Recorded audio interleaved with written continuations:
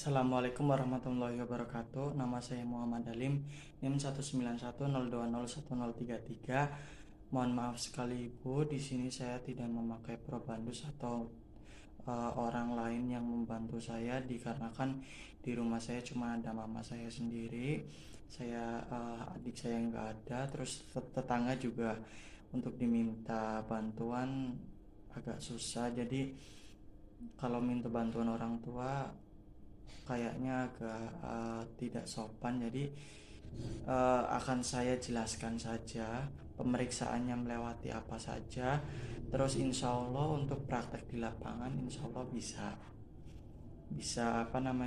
beradaptasi nanti dengan lingkungan. Langsung saja di sini saya mendapat kasus 6, dan untuk anaknya itu usia 14 bulan 16 hari. Jika usia anak 14 bulan dan lebih 16 hari, kita genapkan menjadi 15 bulan. Berarti nanti di sini saya akan melakukan KPSP pada anak usia 15 bulan.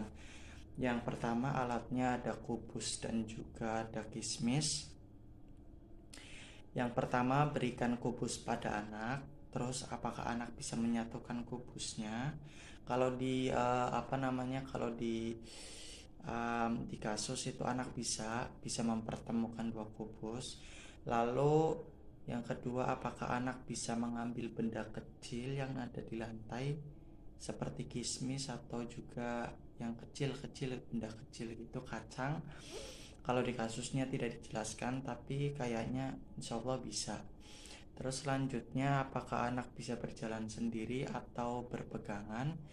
Anak bisa berjalan sendiri tapi langsung jatuh kalau di kasusnya. Selanjutnya, apakah dapat bertepuk tangan atau melambaikan tangan? Insya Allah anaknya bisa bertepuk tangan dan melambaikan tangan. Terus apa bisa memanggil nama orang tua, mama atau papa gitu ketika melihat orang tua? Untuk yang di kasus itu anaknya belum bisa memanggil mama atau papa kepada orang tuanya. Terus apa anak bisa mengutarakan keinginan tanpa menangis? Eh, Kayaknya soalnya di kasus tidak dijelaskan, jadi kayaknya anak tidak bisa mengutarakan keinginan tanpa menangis. Pasti anak menangis. Terus apakah anak dapat berdiri selama 5 detik? Ya, anak bisa berdiri selama 5 detik, tapi setelah itu langsung jatuh. Terus apakah anak dapat berdiri selama 30 detik?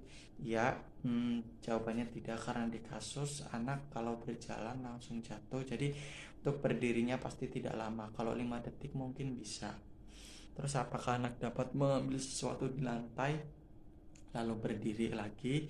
Dalam keadaan berdiri, apakah anak bisa membungkuk dan mengambil mainan di lantai?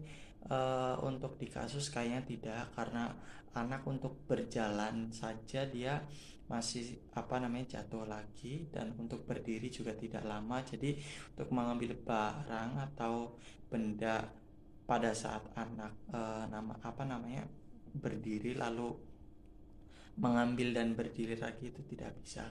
Terus lanjut yang terakhir, apakah anak dapat berjalan di ruangan tanpa jatuh atau terhuyung-huyung?